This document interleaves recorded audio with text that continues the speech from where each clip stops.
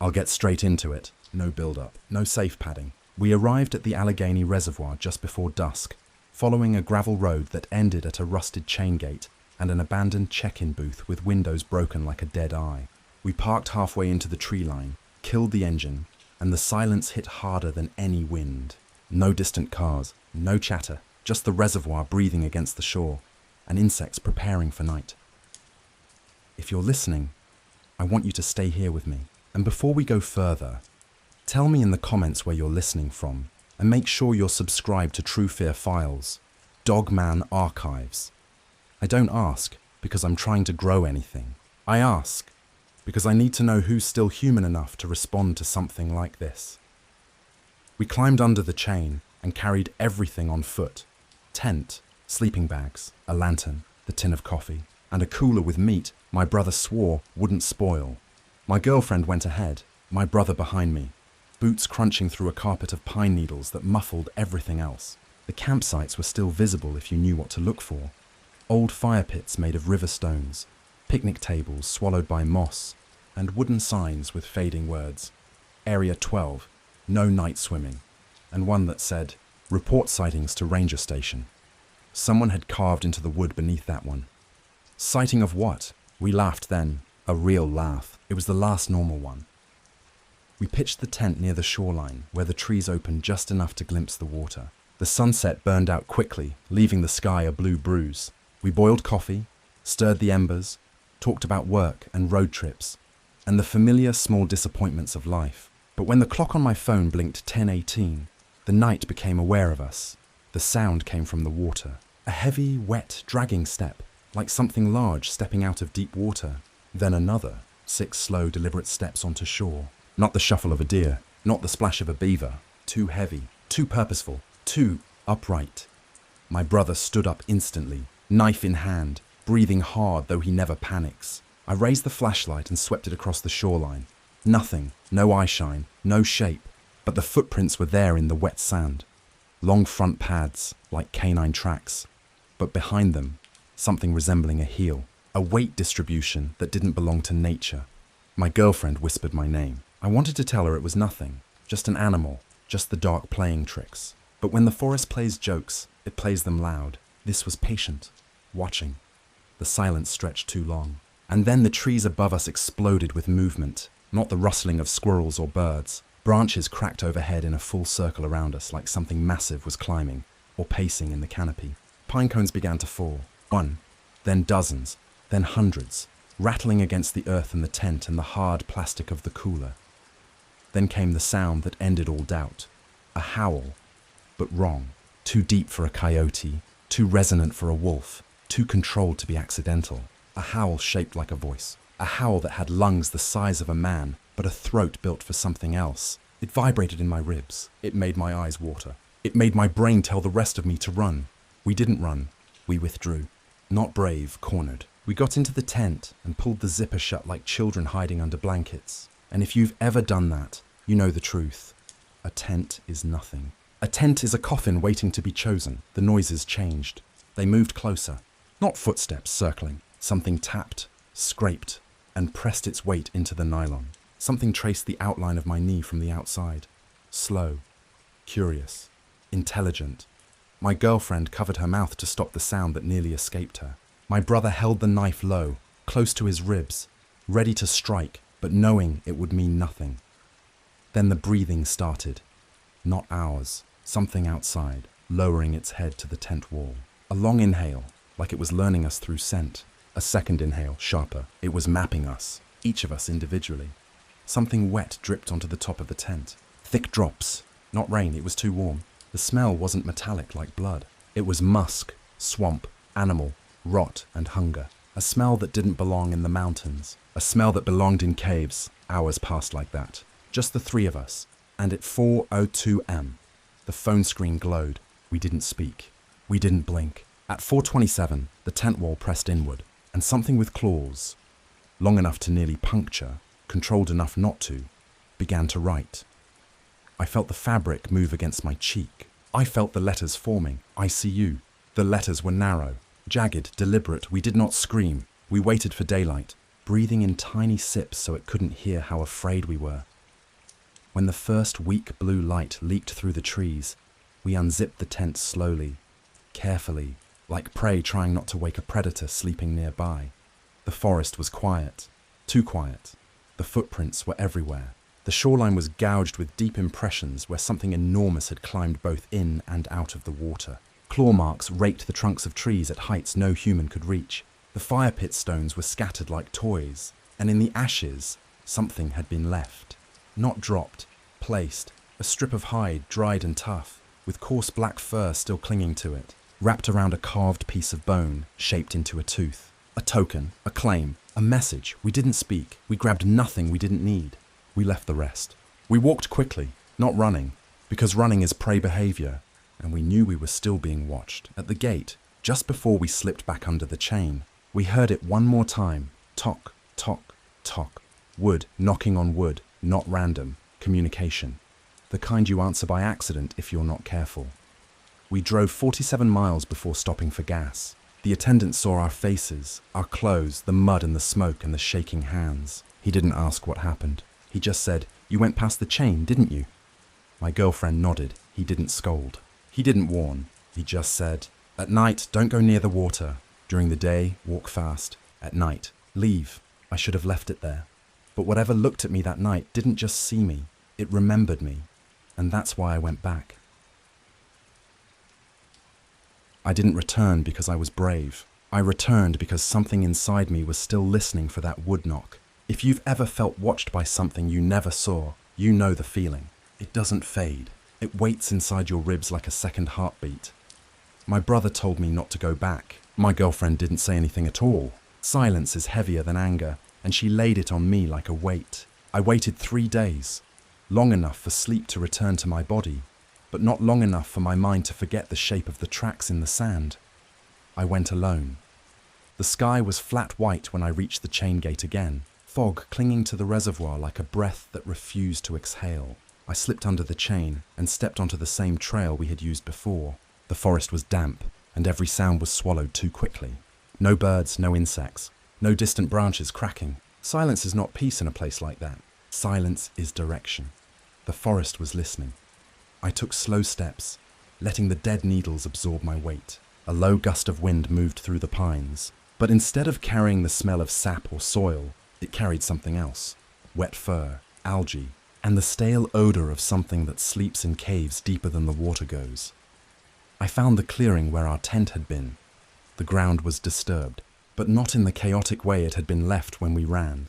The soil had been smoothed, pressed, flattened, like a hand had passed over it, or a paw, or something shaped like both. The hide and bone token that had been left in our ashes was gone, but something was carved into the trunk of the nearest tree. Deep, fresh, clean cuts that hadn't had time to darken or soften. Not done. 3 letters stacked vertically. Not scratched, written. Something had been here recently, watching to see if I'd return. I don't know why I spoke aloud then. I regret it. I said, "I came back. I'm here." Not a challenge, not a threat. Something worse, an invitation. The wind answered first. A pressure in the air shifted, like when a thunderstorm is about to break but the sky hasn't darkened yet. A hollow quiet opened behind me. I didn't turn around. Instinct told me to keep my eyes forward. Predators respond to eye contact differently. You look too long, you provoke. You look away too soon, you submit.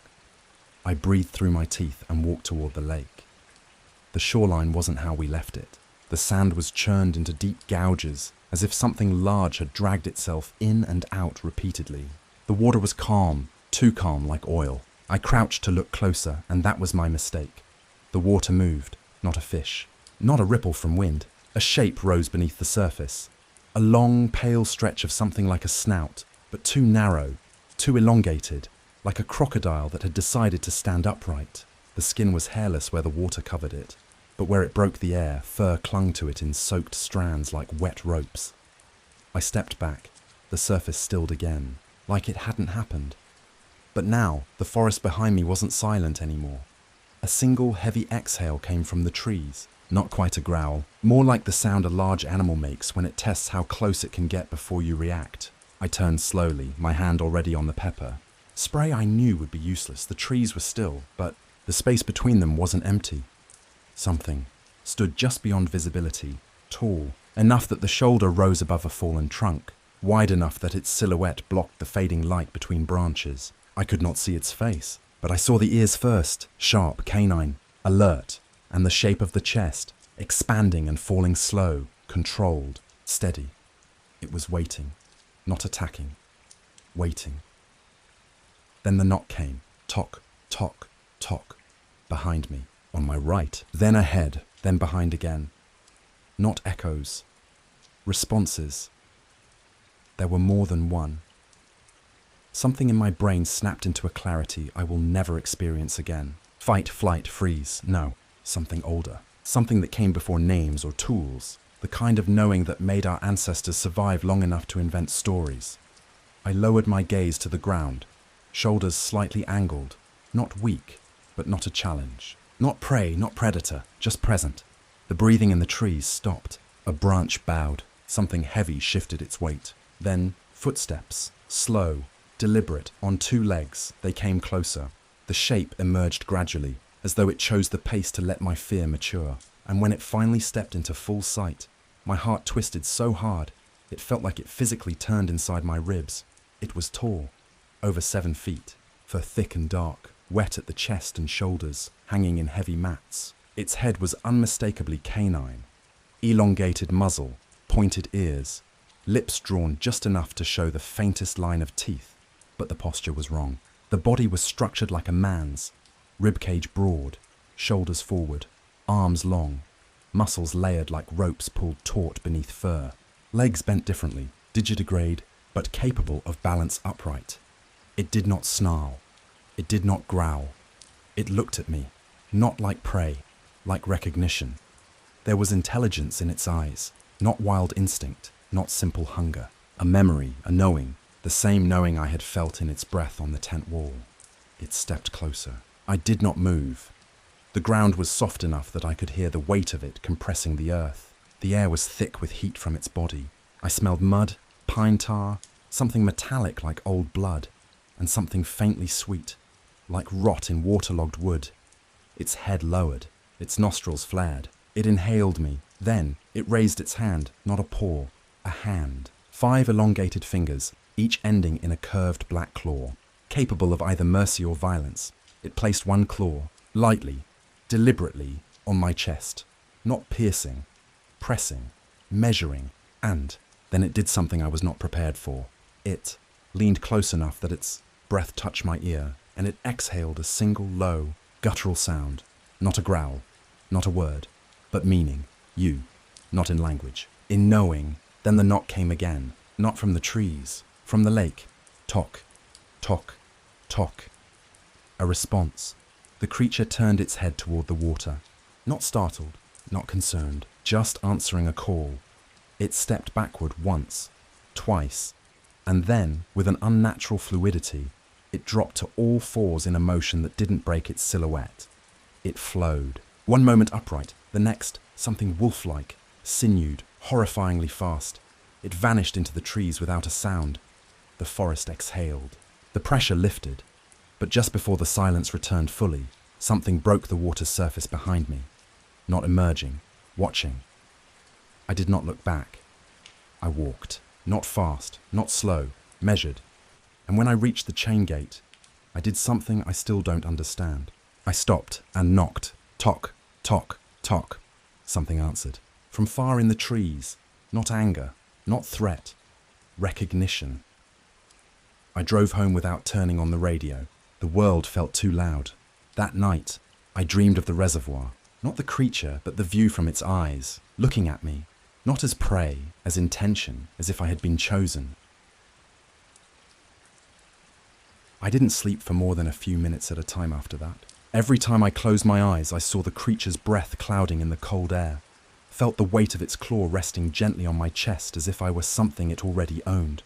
Not prey, not dinner, something else, a thing marked. The dreams weren't dreams, they were viewings, not from memory, but from perspective. I saw the forest not from where I had stood, but from higher, from the shadow between the branches. I saw the reservoir from the tree line, saw myself as a pale moving shape crossing the clearing, small and unguarded.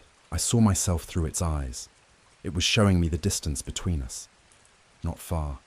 Days passed. I didn't tell my brother what happened. I couldn't tell my girlfriend because she would have known I wasn't done with it. And I wasn't. The knock was in my bones now. Tock, tock, tock. When a cabinet in the kitchen rattled, I heard it. When tires rolled over cracks on asphalt, I heard it. When I closed the bathroom door, the latch hitting the frame echoed it. Everything became a signal. On the 6th night, I couldn't stay in the house anymore. My hands were shaking with a restlessness like fever. I knew where I needed to go before the thought fully formed. The forest wasn't just calling me anymore. It was expecting me. This time I didn't bring camping gear. No tent, no food. Just boots, a coat, a flashlight I didn't expect to use, and the bone token I swore I hadn't touched. But it was sitting on my desk when I woke up. Clean, dry, waiting. I drove with the windows down even though the air was freezing. I needed to smell the pines before I saw them. By the time I reached the gate, the moon was high. A flat white disc punched into the sky. The chain was still there, but it had been moved, loosened, not cut, adjusted. Enough for me to pass without bending. I stepped through. No hesitation, no fear, only inevitability. The trail was brighter than before, not from the moonlight, but from a faint silver luminescence clinging to the needles on the ground. Each step released a scent of crushed pine that seemed sharper than natural, like the forest was awake, watching, attentive. I didn't need to choose a direction. My feet already knew. The clearing where we had camped looked older now, as if seasons had passed instead of days. The earth was scorched in patches. The fire pit stones had been rearranged into a ring that was too perfect to be accidental. A shape had been drawn into the soil, wide enough to step into. A circle, with 3 marks on the northern edge. A sign. The kind animals leave when they want another animal to understand something without words. I didn't step inside it. Something about it felt like agreeing to something I wasn't ready to know. But I heard it then, not the knocking. Breathing. Slow. Heavy. Patient. Behind me. I didn't turn. I don't know if I was afraid or respectful. Maybe both. Something moved closer, and the sound it made wasn't footsteps. It was the shift of weight from branch to branch high above. I looked up slowly, and the branches bent, just slightly, under a tremendous weight. The silhouette was there, suspended between 2 trunks, crouched like a hunter or something that had never needed to learn how to fear falling. The eyes opened first, amber, then red. Not glowing, reflecting. It was waiting for me to acknowledge it. I forced myself to speak, though my voice felt too small for the air. If you wanted to kill me, you would have. The branches did not move. The air did not shift, but something changed. The eyes narrowed, not in aggression, in evaluation. So I said the truth. You're not a monster. You choose what you do. The forest responded like an exhale. The wind returned. The cold came back. The silence lifted, and then it descended from the trees. Not by falling, by flowing. A ripple of motion too fluid for something that size. Its feet hit the ground without sound. The earth accepted it, the way a den accepts something that belongs to it. It stood in front of me again, closer this time, tall enough that my head barely reached its chest. The fur on its shoulders was thicker than the rest, coarse like old rope, matted in places with dried mud. The muzzle was scarred, not from a single wound, but from years of surviving things that fought back. Its breath steamed in the cold, rising in slow ribbons that curled into the night air. The smell was the same. Pine, water, earth, and something coppery beneath. I didn't move when it reached out. The claw pressed against my sternum in the exact same place as before, and then it pushed. Not hard, just enough to make me step back, into the circle. 3 marked points at the edge glowed faintly, like embers without fire. The world shifted, not physically, not visually, internally. Something deep inside my skull opened like a door pushed from the other side. I saw the forest through time. Not days, not seasons, generations.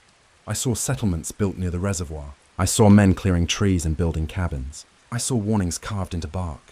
I saw a creature, this creature, or something like it, standing where I stood now, watching men fish and laugh and light fires, waiting to see whether they were kin or threat. I saw blood. A hunting party firing rifles into the woods. I saw bullets tearing through fur. I saw the creature fall, get up, fall again, dragging itself across the ground. I saw it return to the water to heal. I saw it tear one of the hunters, apart not in rage but in function, a balance. Maintained, the vision faded. The forest was quiet again. The creature looked down at me with a stillness that felt like a question. Not spoken with sound. Will you leave? Or will you return again? I understood something then that made my stomach twist. It hadn't chosen me. I had chosen myself the moment I turned around and came back. The creature stepped back, not far, just out of the circle. The light from the markings faded as soon as its claws crossed the boundary. I tried to speak. Why me? It didn't answer with words. It turned its head toward the reservoir. The water was dark, but movement rippled through it in large waves. Something else was beneath the surface. Something as large as the creature in front of me. Maybe larger. There was more than one. Talk, talk, talk. Not. From the trees, from below the water, the creature's ears twitched. Decision made. It stepped back into the shadows and disappeared between the trees, without a sound. The circle beneath me dimmed. I was alone, but I was not free. I didn't walk out of the forest. It released me. There's a difference. The trail back to the road wasn't the same one I'd taken in. It was shorter, narrower, like something had shifted the ground to guide my steps. The trees felt closer, leaning in, branches bowing slightly, not threatening, just observant. I could feel the weight of the forest's attention on my back, like warm breath brushing the collar of my coat. When I reached the chain gate again, I looked behind me without meaning to. Nothing followed, nothing moved, but I had the undeniable sense that something stood just beyond the first row of trees, watching, ensuring I actually left. I didn't knock this time. I drove home in silence again, but the silence felt different. Not empty, occupied. My house felt too small when I walked into it. The walls felt too thin, the ceiling too low. I kept waiting to hear footsteps outside or claws on the siding, but nothing came. The fear didn't return, but something worse did. Familiarity. I wasn't being hunted. I was being included. The dreams continued, more vivid, more controlled. I saw through its eyes again, but now I could feel things too. The cold of the forest loam under clawed feet, the way the shoulders moved when shifting between walking upright and dropping to all fours, an awareness of the wind direction, of heartbeats in small animals nearby, of the subtle vibrations of the forest floor. I woke with the smell of pine resin filling my lungs. The boundary between what was mine and what was not had thinned. One night, around 2:13 a.m., my brother knocked on my door. He didn't call first. He didn't text. He looked pale, eyes wide and raw, like he hadn't slept in days. He asked if he could come in. I told him to sit. He didn't. He said my name once, quietly, like saying it too loud might bring something into the room. You went back there. Not a question. I didn't answer. He rubbed his hands together, shaking, not from cold, but from something older. Something I recognized. I've been hearing something, he said, at night, on the roof, on the siding, pacing. My throat tightened. I asked how long. He said since the day I returned. I felt something inside my chest twist hard, the shape of guilt forming without details. I didn't tell him the truth, that I knew why. It wasn't after him, it was checking whether we were still connected, whether the bond had spread. Asked him if he'd seen anything. He nodded once. Then, again, slowly, he said he saw it standing at the tree line near his backyard. Not approaching, not hiding, just standing there, watching the house as if waiting for someone to come outside. His voice cracked when he said it. It wasn't looking for me. It was waiting for you. He lifted his shirt. There were marks over his sternum, the same place the creature had touched me. Not scratches, not bruises, indentations, like a hand had pressed hard but carefully, like a claim mark. I don't remember standing. One moment I was sitting. The next, I was moving through the house, searching for anything heavy, anything sharp. My brother kept saying my name, louder and louder, until it broke through. This didn't follow me, he said. It followed you. He didn't say it like anger. He said it like grief. I didn't sleep that night. I sat by the window, watching the tree line behind my house. At 4:27 a.m., same minute as before, I heard a single knock. Tock. Not wood, not wall glass. I didn't flinch. I walked to the living room window and looked through the sheer curtain. It stood in the yard, halfway between the trees and the porch. Upright. Still. breathing slow, steam curling from its muzzle. Its eyes didn't glow, they reflected. Amber, steady, focused on me. I didn't open the door, I didn't speak, but something inside me answered anyway. Not words, not thought, recognition. The creature tilted its head, not in curiosity, but in acknowledgement. Then it lowered itself onto all fours, silently, and walked back into the trees, disappearing without bending a single branch. My brother didn't speak to me the next day. He didn't have to. I packed a small pack before the sun was fully up. A coat, a knife that meant nothing, matches, water. I didn't tell anyone where I was going. They already knew. I drove not to the chain gate, but further along the reservoir, where the forest thickened and the land dipped into gullies and broken stone. There was no trail here, just the pull of something old and patient. The deeper I went, the colder it became. The air tasted metallic, not blood, stone. Then I found what I hadn't known I was searching for, a cave, not large, just wide enough for something big to enter and exit without brushing its shoulders. The rock around the entrance was scarred with deep claw marks, some fresh, some old enough to have smoothed in rain. Inside, the air was warm. I stepped forward. The tunnel curved only slightly, then opened into a hollow where moonlight filtered through cracks in the stone. The floor was packed dirt, smooth, marked with prints layered over each other into a map of movement. And on the far wall, carved into stone with a claw or bone blade, was a shape. A creature standing upright, wolf-headed, broad-shouldered, facing a man. Not attacking, facing. Equal.